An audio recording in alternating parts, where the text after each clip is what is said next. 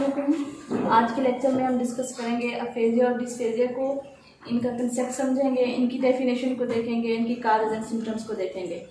Okay, अगर कोई person बात कर रहा है उसको बताने में, ठीक है, बात को बताने में या समझने में अगर कोई इशू आ रहा है तो हमारा अफेजिया या डिस्फेजिया कहलाता है। इसकी एग्जैक्ट डेफिनेशन से स्टार्ट करते हैं। जो हमारा अफेजिया है वो फुल लॉस ऑफ लैंग्वेज है, जबकि डिस्फेजिया हमारा पार्शियल लॉस ऑफ लैंग्वेज है। दोनों लैंग्वेज डिसऑर्डर्स हैं, दोनों लैंग्वेज एसोसिएटेड कंडीशंस हैं, ठीक है, जो कि अफेक्ट करती हैं पर्सन की how you speak and understand the language. इस चीज़ को जो चीज़ इफेक्ट करती है, किस तरीके से आप बोलते हैं, किस तरीके से आप अगले बंदे को अंडरस्टैंड करते हैं, तो वो हमारा अफेजिया या डिस्फेजिया कहलाता है, ठीक है। इनमें जो मेन डिफरेंस है वो सिर्फ ये है कि ये जो अफेजिया है वो मोर severe and complete loss of language है, जबकि डिस्फेजिया हमारा मॉडरेट लैंग्वेज इम्पेयरमेंट में आता है। इनका यही डिफरेंस है, इनकी सिवियरिटी, ठीक है। और अफेजिया में जो हमारी स्पीच की डिसरप्शन होती है वो टोटल होती है नहीं है, जबकि डिस्फेजिया में हमारा जो डिसरप्शन आती है वो पार्शियल लेवल की होती है। अगर किसी पर्सन को अफेजिया हो जाए तो उनकी जो स्पीच और जो कंप्रीहेंशन है उसमें टोटल डिस्ट्रप्शन आ जाती है, जबकि डिस्फेजिया में मॉडरेट कंडीशन होती है जो कि अफेक्ट करती है कम्युनिकेशन को, ठीक है। ये अगर किसी पर्सन को अफेजिया हो जाए तो वो क्या करेगा, जो उसकी एबिलिटी है वर्ड्स को यूज करने की या अंडरस्टैंड करने की वो अफेक्ट हो जाएगी। उसको नहीं समझ आएगा कि अगला बंदा बोल क्या रहा है या अपनी बात को कैसे समझाना है अगले बंदे को, तो वो अफेजिया में आ जाता है, ठीक है। और जो डिस्फेजिया है उसमें क्या होता है, स्पीच तो होती है लेकिन उनको वर्बल कम्युनिकेशन में डिफिकल्टी होती है, ठीक है। डिफिकल्टी यहाँ पे भी है, डिफिकल्टी यहाँ पे भी है, लेकिन यहाँ पे उसकी कंडीशन सीवियर में है और यहाँ पे उसकी कंडीशन मॉडरेट फॉर्म में है। अफेजिया और डिस्फेजिया किस टाइम होते हैं बंदे को, ये उस वक्त होते हैं जब ब्रेन के वो वाले एरियाज जो हमारी थॉट्स को, जो हमारी सोच है, ख्यालात है, उनको स्पोकन लैंग्वेज में कन्वर्ट करते हैं, या तो वो डैमेज हो जाएं या प्रॉपर फंक्शन ना करें, तो उस टाइम अफेजिया या डिस्फेजिया हो जाता है, ठीक है। अच्छा, अफेजिया क्या है, लॉस ऑफ वर्ड्स है, अल्फाज का लॉस हो जाना, ठीक है। थॉट्स तो हैं, यहाँ पे पर्सन की जो इंटेलिजेंस है वो अफेक्ट नहीं होती, सिर्फ और सिर्फ कम्युनिकेशन इफेक्ट होती है, कम्युनिकेट बंदा नहीं कर पाता अगले बंदे से, तो ये क्या है अफेजिया, लॉस ऑफ वर्ड्स है, लॉस ऑफ थॉट्स नहीं है। डिस्फेजिया में होती है स्पीच, लेकिन उनकी जो है वो डिफिकल्टी होती है बोलने में, जब ये बोलते हैं तो ऐसा लगता है उनको बहुत ज़्यादा एफर्ट करनी पड़ रही है, ठीक है, तो ये हमारा आ जाता है डिस्फेजिया में। डिस्फेजिया को कंफ्यूज किया जाता है डिस्फेजिया एंड डिसअर्थ्रिया के साथ। अगर इनकी डिटेल देखें, जो हमारे पास डिस्फेजिया है वो एक स्पेलिंग डिसऑर्डर है, ठीक है, ये हमारे पास स्पेलिंग डिसऑर्डर है।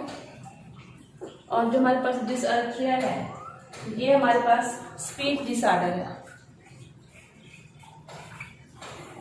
ये दोनों डिफरेंट हैं, तो समटाइम्स को कंफ्यूज किया जाता है डिस्फेजिया एंड डिसअर्थ्रिया के साथ। तो ये माइंड में रखना है कि ये जो डिस्फेजिया है वो एक स्पेलिंग डिसऑर्डर है, जो डिसअर्थ्रिया है वो एक स्पीच डिसऑर्डर है।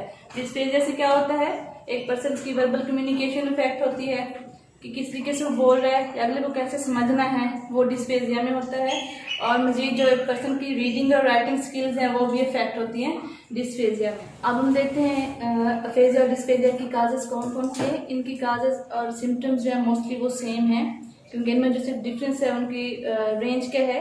जो हमारे पास अफेजिया है वो सीवियर फॉर्म है और जो डिस्फेजिया है वो moderate form of language impairment है, ठीक है।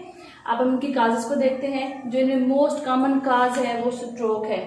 स्ट्रोक को एक्सप्लेन करते चलो, ये क्या है, हमारे ब्रेन में जो एक वेन होती है, ठीक है, ब्लड वेसल जो हमारे ऑक्सीजन और न्यूट्रिएंट्स को लेके जा रही होती है ब्रेन में, ठीक है, उनमें होता क्या है, ब्लॉकेज हो जाती है या क्लॉट्स बन जाते हैं या वो डैमेज हो जाते हैं। तो ब्रेन के सेल्स को जितनी क्वांटिटी में ऑक्सीजन और ब्लड चाहिए होता है उतनी क्वांटिटी में उनको नहीं मिल पा रहा था, तो होता क्या है, जो ब्रेन सेल्स है वो मरना शुरू हो जाते हैं, तो ब्रेन डैमेज हो जाता है। तो ये स्ट्रोक सबसे मोस्ट कॉमन काज है अफेजिया और डिस्फेजिया की। बाकी जिसमें काजेज है वो ब्रेन डैमेज है, ठीक है, इन्फेक्शंस हो गए, हेड इंजरीज, ठीक है, या फिर हेड ट्यूमर्स, ये काजेज हैं जिनकी वजह से एक पर्सन को अफेजिया या डिस्फेजिया हो जाता है तो उसको कम्युनिकेशन में डिफ़िकल्टीज होती हैं, कम्युनिकेट नहीं कर पाता, अगले बंदे की बात को नहीं समझ पाता, या अगर कुछ लिखा हुआ है मोर ये कि इनकी जो अफेजिया और डिस्फेजिया जिस पर्सन को हो जाए तो उनकी रीडिंग और राइटिंग पे भी इफेक्ट पड़ता है। वो क्लियरली नहीं समझ पाते कि लिखा हुआ क्या है, अगर वर्ड्स लिखे हुए हैं तो इनका मीनिंग क्या है, ठीक है। वो उनकी मीनिंग को नहीं समझ पाते या अपनी बात को कन्वे नहीं कर पाते, क्योंकि उनके ब्रेन के वो वाले हिस्से जो हमारे थॉट्स को कन्वर्ट कर होते हैं लैंग्वेज में, उनमें डैमेज आ जाता है या फिर वो प्रॉपर फंक्शन नहीं करते तो उनको अफेजिया और डिस्फेजिया हो जाता है। अब इनकी 1 बाय 1 काजेस देखते हैं। ये काजेस हो गए, अब इनकी सिम्टम्स देखते हैं। कैसे पता चलता है कि एक पर्सन को अफेजिया है या फिर डिस्फेजिया है। ये मैंने लिस्ट किया हुआ है अफेजिया के सिम्टम्स को, कि जिस पर्सन को अफेजिया होगा उसमें ये वाले सिम्टम्स होंगे। ओके, सबसे पहले जो है इनको ट्रबल होता है, ठीक है, इनको मुश्किल होती है स्पीकिंग क्लियरली में, ये क्लियर स्पीक नहीं कर पाते, इनके वर्ड्स समझ नहीं आते दूसरे बंदे को ये बोल क्या रहे हैं, ठीक है। सेकेंड नंबर पे है अंडरस्टैंडिंग स्पीच, ये स्पीच को अंडरस्टैंड नहीं कर पाते, अगला पर्सन जो कुछ बोल रहा है उसके मीनिंग को भी नहीं समझ पाते, या फिर तो रेपिटेशन का बोलते हैं कि आपने क्या बोला हमें समझ नहीं आई, ठीक है, तो ये स्पीच को अंडरस्टैंड नहीं कर पाते।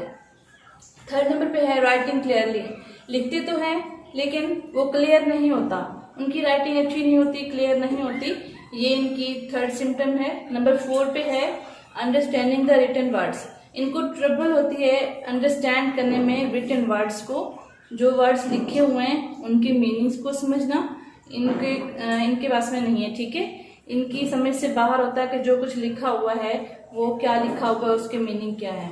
लास्ट में है रिमेम्बरिंग द वर्ड्स, ये वर्ड्स को रिमेम्बर नहीं कर पाते, कोई भी चीज़ है इनसे पूछा जाए कि इनका नेम क्या है तो उसका नेम भी नहीं बता पाते, ठीक है, इनको मसला होता है रिमेम्बर करने में, याद नहीं कर पाते वर्ड्स को, फिगर्स को, ठीक है। ये हमारी सिम्टम्स थी अफेजिया में, कि ये सिम्टम जिस पर्सन में होंगे उसको अफेजिया होगा। ये लास्ट पे हम डिस्कस करते हैं सिम्टम्स ऑफ डिस्फेजिया। कैसे पता चलता है कि किसी पर्सन को डिस्फेजिया है, तो उनमें ये वाली सिम्टम्स होंगी ताकि इसलिए हमें पता चल सके कि उस पर्सन को डिस्फेजिया है। सबसे पहले जो है struggling to find out the words, इनको वर्ड्स को फाइंड आउट करने में स्ट्रगल करनी पड़ती है, वर्ड ढूंढने पड़ते हैं अपनी बात को समझाने के लिए, ठीक है। सेकंड नंबर पे है स्पीकिंग स्लोली या फिर ग्रेट डिफिकल्टी, जब ये बोलते हैं तो इनको देख के लगता है कि बहुत ज़्यादा एफर्ट करके ये बोल रहे हैं, इनको बहुत ज़्यादा डिफ़िकल्टी है, अगर वो बोलते हैं तो बहुत ज़्यादा स्लोली बोलते हैं कि अगले पर्सन को समझ ही नहीं आती कि ये क्या बोल रहे हैं, ठीक है। थर्ड नंबर पे है मिक्सिंग अप वर्ड आर्डर, जो वर्ड्स का आर्डर है, जो सीक्वेंस है, ये उसको मिक्सअप कर देते हैं, इनको वर्ड सीक्वेंस की समझ नहीं होती। उससे नेक्स्ट है speaking in single words senseless, अगर ये बोलते हैं तो वो सिंगल वर्ड्स में बोलते हैं, या फिर जो कुछ बोल रहे होते हैं वो सेंसलेस होता है, उसका कोई मीनिंग नहीं होता। अगर इनसे पूछा जाए, क्वेश्चन किया जाए फॉर एग्जांपल के क्या आज आप स्कूल गए थे, वो ये नहीं कहेंगे कि जी आज मैं स्कूल गया था या गई थी, सिंपल यही कहेंगे, गया था तो कहेंगे यस, अगर नहीं गए तो वो कहेंगे नो, मतलब वो सिंगल वर्ड्स में आंसर करते हैं, बोलते हैं, या अगर वो बोलते हैं तो सेंसलेस होता है, उसका कोई मीनिंग नहीं होता। नेक्स्ट है communicate with short sentences, word से हटके अगर वो सेंटेंस बोले तो बहुत ज़्यादा शार्ट होते हैं, उनकी जो कम्युनिकेशन होती है वो भी बहुत ज़्यादा शार्ट होती है। लास्ट पे है रीडिंग और writing difficulty, same like aphasia, इनको भी रीडिंग और राइटिंग में डिफ़िकल्टी होती है, ना तो वो पढ़ सकते हैं ठीक से, और जो कुछ लिखा हुआ उसको समझ भी नहीं पाते। ये थी डिस्फेजिया के सिम्टम्स में कि कैसे पता चलता है कि एक पर्सन को डिस्फेजिया है। आज के लेक्चर में हमने डिस्कस किया है अफेजिया और डिस्फेजिया को, उनके मीनिंग, उनका कंसेप्ट को समझा है, उनका डिफरेंस देखा है, ठीक है, उनकी काजेस कौन कौन सी हैं उनको डिस्कस किया है। लास्ट में हमने देखा है अफेजिया और डिस्फेजिया के सिम्टम्स कौन कौन सी हैं। ये था अफेजिया और डिस्फेजिया के हवाले से। आई होप कि आप सबको समझ आ गई होगी। ओके, टेक केयर, अल्लाह हाफिज़।